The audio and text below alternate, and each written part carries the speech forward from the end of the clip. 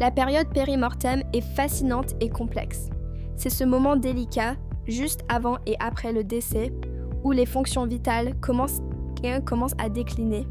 On observe des signes cliniques comme une respiration irrégulière et une diminution de l'activité neurologique. Ce n'est pas encore la mort clinique, mais une phase où chaque détail compte. Les médecins surveillent attentivement l'hypotension et la bradycardie, cherchant à anticiper l'évolution. La pharmacologie entre en jeu pour apaiser la douleur et l'anxiété, rendant cette période moins traumatisante pour le patient et sa famille.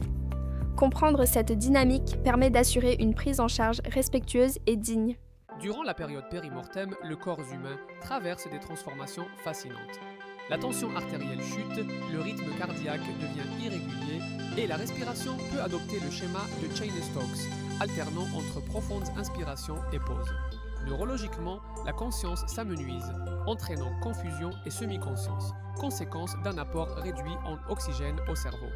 La peau pâlit, les membres se refroidissent, témoignant d'une circulation sanguine diminuée. Les réflexes s'affaiblissent, tandis que des spasmes musculaires peuvent survenir.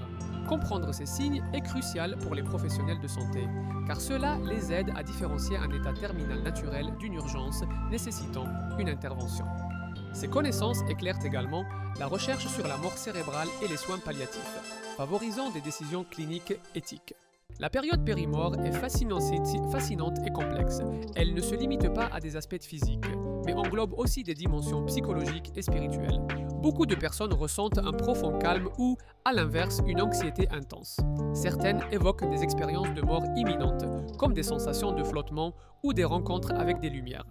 Ces phénomènes, bien que difficiles à prouver scientifiquement, révèlent la richesse de notre conscience.